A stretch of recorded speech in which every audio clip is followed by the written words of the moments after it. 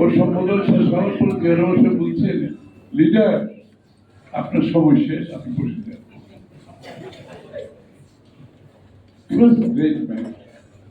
এই কথাটা এই জন্য বললাম যে আমাদের রাজনীতি কিন্তু কোনো পরিবর্তন হচ্ছে, এখনো সম্বোধন সম্বোধন সম্বোধন, তারপরে জিন্দাবাদ জিন্দাবাদ জিন্দাবাদ, ব্যাড কাজ। রহমান সাহেবের এই মিশন আমরা কিন্তু ফিরিয়ে আনতে হবে। এগুলো এই এখন কিন্তু কারো সময় নাই, এখানে আপনি সম্বোধন করবেন, আপনি জিন্দাবাদ জিন্দাবাদ করবেন, এই সময় এখন কারোর নাই, মানুষের এই ধৈর্য নেই। উনি বহুদিন আগে এই জিনিসগুলো আজকে অনেকে বুঝতে পারছে, এখনো বুঝতে পারছে।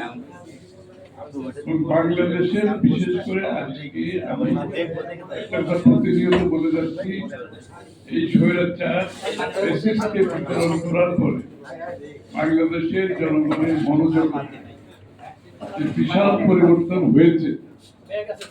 প্রত্যাশা কোথায় গিয়ে পৌঁছেছে, আকাঙ্ক্ষা কোথায় গিয়ে পৌঁছেছে, এটা যদি আমরা ধারণ করতে না পারি তাহলে কোনো রাজনীতিবিদেরও কোনো ভবিষ্যৎ নাই, কোন রাজনৈতিক দলেরও কোনো ভবিষ্যৎ।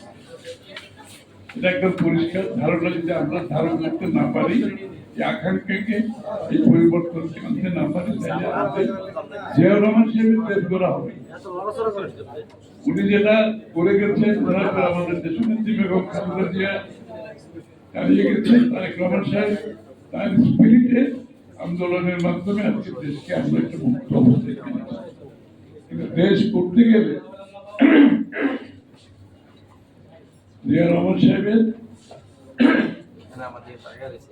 দেশ করতে গেলে জিয়া রহমান সাহেবের আদর্শ, উদ্দেশ্য, স্পিরিটকে ধারণ করতে হবে। উনি তো জিয়া রহমান সাহেব তো শুধুমাত্র একজন প্রেসিডেন্ট ছিলেন। আমি ওনার সাথে অনেক সময় তুলনা করি জর্জ ওয়াশিংটন, তিনি যুদ্ধ করে ব্রিটিশকে বিতাড়িত করে নিজে যুদ্ধ করে জর্জ ওয়াশিংটন নেতৃত্ব দিয়েছেন, যুদ্ধ করেছেন এবং মুক্ত করেছেন আমেরিকাকে। তারপর আমেরিকাকে আজকে যে পথে আমেরিকা চলছে, তাদের আমেরিকান কনস্টিটিউশন থেকে আমেরিকার দর্শন কি হবে, ভাষা কি হবে, চিন্তা হবে, শুধু একজন জেনারেল ছিল, উনি একজন স্টেটসম্যান ছিলেন, উনি একজন রিফর্মার ছিলেন। He was not just a politician and president. এই যে আমি যে কথাগুলো জর্জ ওয়াশিংটনের রিফর্মের মাধ্যমে যে পথ দেখিয়েছে, যুদ্ধ করেছে, একদিকে জেলা, একদিকে রাজনীতি, একদিকে রিফর্মার, সবগুলো আমরা অনেকে ওই বাংলাদেশের রাজনীতি ঢুকতে না রেখে উনি আসলে গ্লোবালি কয়েকজনের মধ্যে 2-4-5 নেতার মধ্যে উনি একজন অন্যতম।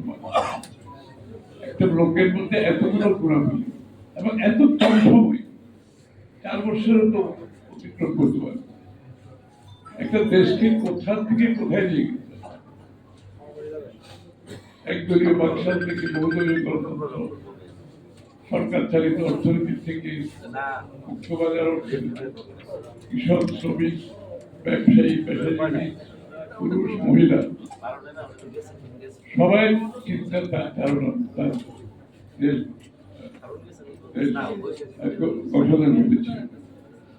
আমাদেরকে আজকে কিন্তু আমরা সত্যিকার অর্থে এখন যে আগামী যদি ইনশাআল্লাহ বিএনপিকে আমরা নির্বাচিত করে আমাদের সরকার গঠন করতে পারি, আমরা কিন্তু ওই ধারণাগুলো আবার ফেরত নিয়ে আসছি।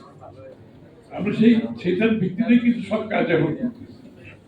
আগামী দিনের স্বাস্থ্য খাতে কিভাবে হবে, শিক্ষা খাতে কি হবে, কর্মসংস্থানের জন্য কি হবে, পরিবেশের জন্য কি হবে, মহিলাদের জন্য কি হবে, শিশুদের জন্য কি হবে, সেই ফাউন্ডেশনের উপর আমরা কিন্তু আবার আগামীর বাংলাদেশ গড়ার প্রত্যয় দিয়েছি, কাজ করে যাচ্ছি।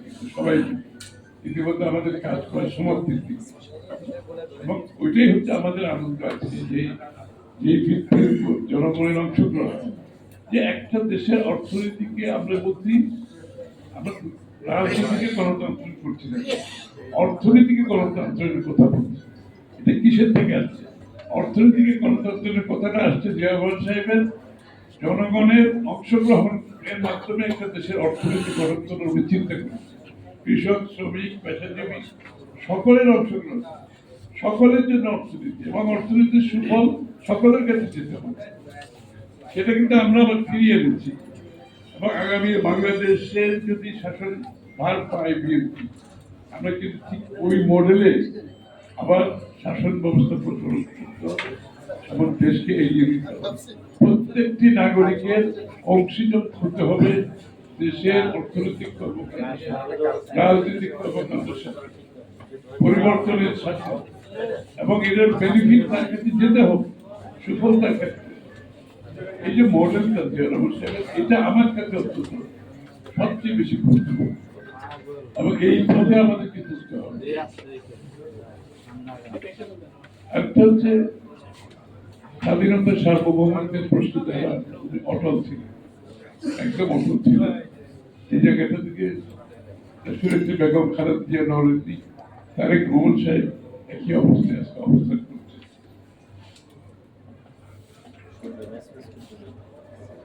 যেহেতু এটা সাংবাদিকদের অনুষ্ঠান, সাংবাদিকতাকে কিভাবে উনি মুক্ত করেছেন সবাই জানে, যে নিয়ন্ত্রিত 4টি পত্রিকা থেকে যে সংবাদপত্রের যে কন্ট্রোল করা হয়েছিল পত্রিকা সব বন্ধ করে দিয়ে 4টি পত্রিকা সরকারের অধীনে ছিল, মেয়েরা ভালো ছিল, সেটা থেকে করে বিয়ে করে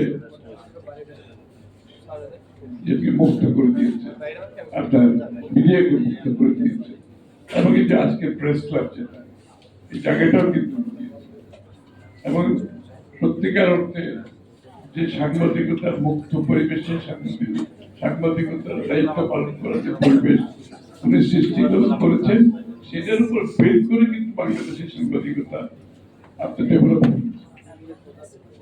এর মধ্যে সবচেয়ে যেটা আমার কাছে আনন্দের বিষয়, সেটা হচ্ছে আপনারা দেখেছেন 5ই অগাস্টের পরে আপনার স্বৈরাচার বিতাড়িত হওয়ার পরে তারেক রহমান সাহেবের একটা কার্টুন ছাপিয়েছে, ওনাকে বিদ্রুপ করে একটা কার্টুন ছাপিয়েছে, এবং এটার রিয়াকশনটা কি ছিল আপনারা খেয়াল করেছেন? ওনার রিয়াকশন ছিল, এই জন্যই তো আমরা এত বছর যুদ্ধ করছি, এটা যাতে সাংবাদিকরা করতে পারে, এটা যাতে সাংবাদিকরা করতে পারে, এই ক্রিটিসিজম, এই কার্টুন তারা করার জন্য আমরা এতদিন একটা স্টেটমেন্ট এনাফ না, আর কিছু বলার দরকার আছে? ওয়ান স্টেটমেন্ট, একটা স্টেটমেন্টের মাধ্যমে উনি বলে দিয়েছেন আগামী দিনের বিএনপি সাংবাদিকদের নিয়ে কি চিন্তা, মিডিয়াকে নিয়ে কি চিন্তা, একটা স্টেটমেন্টের মাধ্যমে প্রমাণ করেছে। এটা বাবার জিয়া রহমান সাহেবের প্রতিফলন আমি এটা আমাকে এত আনন্দ দিয়ে আমি বলতে পারি না, আমি যে স্টেট পার্টি দেখি।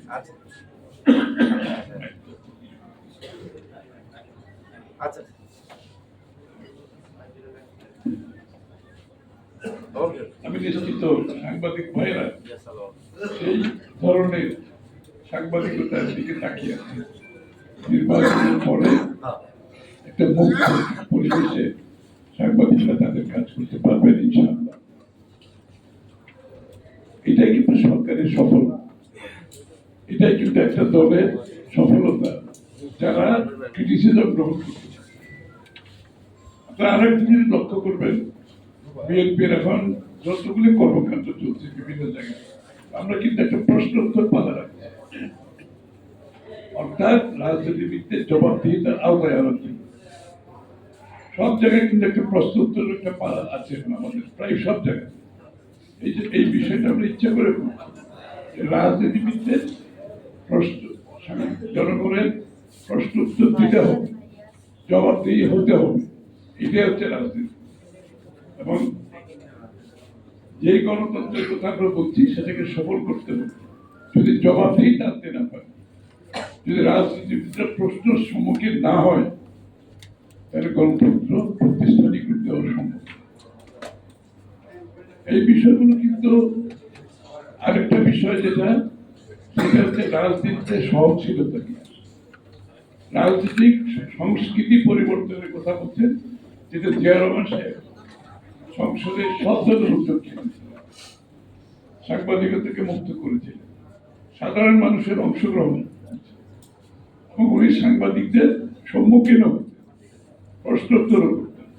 শুধু তাই নয়, উনি যেখানে যে প্রতিষ্ঠানে গিয়েছেন উনি প্রশ্ন শুনতে, অডিয়েন্স থেকে প্রশ্ন নিতে কিন্তু ভালোবাসেন।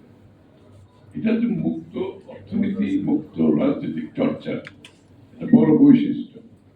এই কাজগুলো আমরা বাংলাদেশের সংস্কৃতি একটা পরিবর্তনের জন্য বিএনপি কাজ করতে হবে।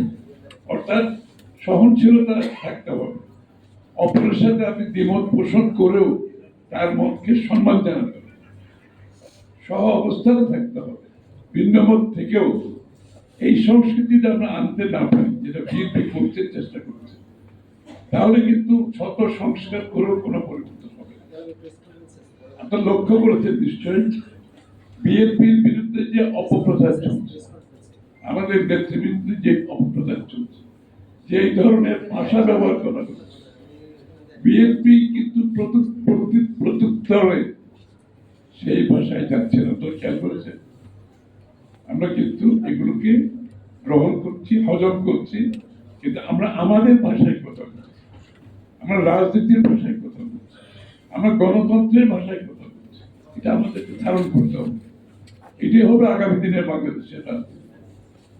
আরেকজন আপনাকে যে লেভেলে নামাতে চাচ্ছে সেখানে নামার দরকার। আমার বিরুদ্ধে যখন ওবায়দুল কাদের বক্তব্য রাখতো, সাংবাদিকরা আমার কাছে বলতো, সবাই এটা আপনার বিরুদ্ধে এগুলো বলছে, আপনি কি বলবেন? শোনো, আমি যদি এটার উত্তর দিতে চাই, আমাকে যেখানে নামতে হবে আমি তো সেখানে নামবো না, আমি নামবো না। সুতরাং আমার কোনো উত্তর নেই, আমি উত্তর দেবো না, কারণ আমি উত্তর দিতে গেলে তো ওখানে নামতে হবে না। এইটা হচ্ছে বিএনপির রাজনীতি, হতে পজিটিভ পলিটিক্স। এবং তারেক রহমান সাহেবের বক্তব্যের মধ্যে আপনারা দেখতে পাচ্ছেন একদম পজিটিভ পলিটিক্স। উনি কিন্তু কাউকে অ্যাটাক করে কোনো কথা বলছেন না, কোনো রকম সিরিয়াসলি ওইভাবে বিদ্রুপ করে কিংবা ক্রিটিসাইজ করে প্রতিহিংসার কোনো রেসপন্স ওনার মধ্যে নাই। এটা আমাদের সকলকে ফলো করতে হবে। এটা বাংলাদেশের মানুষের প্রত্যাশা কারণে এই বিষয়গুলো আমাদের মাথায় রাখতে হবে। এখন আমাদের সকলকে আগামী দিনের নির্বাচনের দিকে এগিয়ে যাচ্ছি আমরা। আপনারা লক্ষ্য করেছেন, নির্বাচনকে বানচাল করার জন্য, বাধাগ্রস্ত করার জন্য, বিলম্বিত করার জন্য সকল ধরনের অপচেষ্টা চলছে। বিএনপি কিন্তু ধৈর্য সহকারে একজন প্রশিক্ষিত বিজ্ঞ নাবিকের মতো চলছে। সমুদ্রের ঝড় তুফান যতই আসুক, একজন বিজ্ঞ নাবিক যেরকম একটি জাহাজকে চালায়, কিন্তু তারেক রহমানের নেতৃত্বে আমরা কিন্তু সেইভাবে নেভিগেট করছি।